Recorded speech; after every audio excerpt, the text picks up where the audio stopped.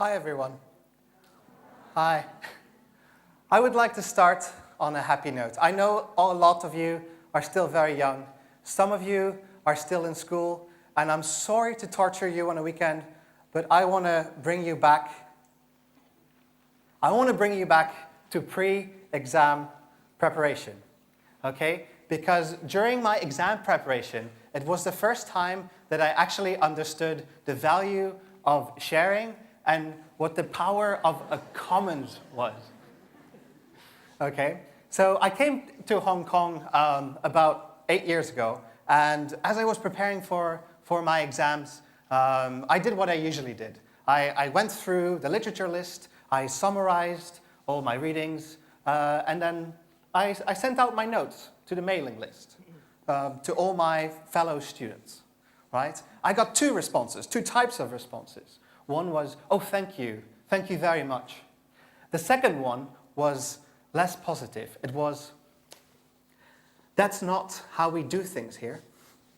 That's not how we do things here. And I was very surprised, but I was kind of happy because I was on exchange, I was new here, and I wanted to find out what was different about Hong Kong. I was only going to stay for 3 months, so I wanted to know as much as possible. I asked this person, so why don't you share your notes? It seems silly not to share the work that you've done, right? The marginal cost is zero. And he told me that if you share your notes here, you give up your competitive advantage because everyone is graded on a curve. And if you do all the hard work and you share your notes with someone else, that person has an advantage on you because they have more time to prepare for the exam. I was like, whoa, wow, I didn't know about that. Back home, what we do is we distribute the reading list. Everyone takes a couple of papers. We write summaries for all those papers, and then we submit them to a pool, okay? Everyone has access to the same pool of summaries, of notes. And this doesn't mean, like some of the Hong Kong professors think that, oh no, everyone will have exactly the same grades. It meant that everyone was better prepared, right? That everyone had a better chance at preparing for the exam. And if they wanted to, they could dive deeper into the topic and prepare themselves for the exam, right? So what I believe is that when you share, right, when you're the recipient of sharing, it's not just that you get more, right, but it's that you can do more. You can do more with the things that you had before, right? And I think something similar is happening with open data. It's that if you have a group of people that are sharing their data, that are sharing their notes, and collectively they can do more than they do before, this is a great incentive, right? It's a great reason to be sharing. And the same is true for open data, right? If with open data we all share our data, we all commit it to a pool, and we're no longer competing against each other for the data, right? It's no longer that we have an information asymmetry that we're proud of, that we protect.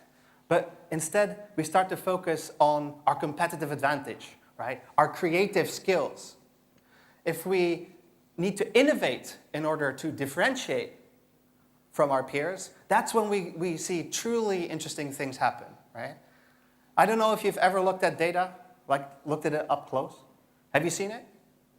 It's just a string of characters, right? It's just a sequence of characters, zeros, one, zeros maybe some letters. It's not worth anything by itself, right? It's estimated potential. It only gets its true potential once it reaches its audience, right? If you go the final mile, if you walk the final mile and you take data and you make an application for it, right? That's when you get data. And that's where I think we should be focusing all our efforts on, not on siloing our data and keeping it to ourselves. So that for me is the concept behind open data, that we create a broad base, a broad open data commons that we can all access and make use of, and then build something special on top of it, right? But what is that stuff? What is this open data that we keep hidden away in our open data commons, right? There's 3 conditions that open data has to abide by in order to fit inside of the commons, right? First one, it has to be accessible by anyone, okay? And the accessible part means that if you go online, you can immediately access it. You don't have to sign up, you don't have to log in. But it also means, by anyone means that if you are in Taiwan, you want to access data in China, there's no regional block, right? You can do the opposite way around as well. It should be available for anyone. Machine readable, it has to be machine readable, okay? It's just like the internet. The value of the internet is in linking up. And if we don't have data that's machine readable, then we can't link it up. We can't mash data sets, right? We can surface the value in the data sets by combining them together. And there's another very practical value in making data machine readable. It means that the cost of making it machine readable is only paid once. Very soon in the front of the value chain, right? You only pay once to make the data machine readable, and then everyone benefits from it. Again, it's the same concept of the open data commons. You do one thing once, you make it available for people, and then everyone can benefit from it. Then there also should be no restrictions on use, okay? So whether you're working for the military, you want to make money, there shouldn't be any restrictions on it. Because once you introduce restrictions, then you start to have conflicts of interests, conflicts of data sets that no longer fit together, okay? And now that maybe you're buying into this idea of open data, and you think it's really great to have an open data commons, but how do you go about convincing government that they should buy into that idea as well? There's one organization in the UK that's been doing this for 10 years. It's the Open Knowledge Foundation. What they do is they build software. They get people together and they consult governments on how they can best open up their data sets. They're very modern organization. They're very distributed. Right? So they have local groups in over 35 different countries. And Open Data Hong Kong is their local representative here in Hong Kong.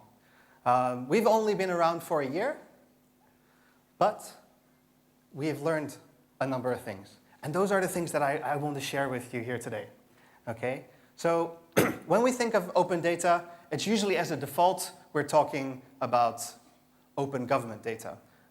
Sure, there's academics that release data, there's civil society that releases data, but government data has become kind of the default. It comes in many different formats, and it covers many different domains, okay? Here in Hong Kong, you'll be happy to find out that the government tells you exactly when and where ships arrive in the harbor, when they depart. You can find out about the air pollution, the air quality here, and what the weather is like. All very useful. Traffic data, you can build commercial applications on top of them, right? So the Hong Kong government is telling us that the value proposition of open data is that you can make money on it, that it's convenient for you, right? A friend of mine is using open data to investigate a very important question, special interest. Is Chinese New Year always the coldest weekend of the year in Hong Kong? Open data can help you answer that question, right? But you might have a feeling, especially with the previous 2 talks, that this type of data, right? This type of data is not everything. And it's not the be-all, end-all of open data. And it surely isn't what we should be aiming for. What we should be aiming for, what we should be asking our government, is that they open up data about themselves, right? If we want to know how our government is doing, we need to have data that tells us how they are doing.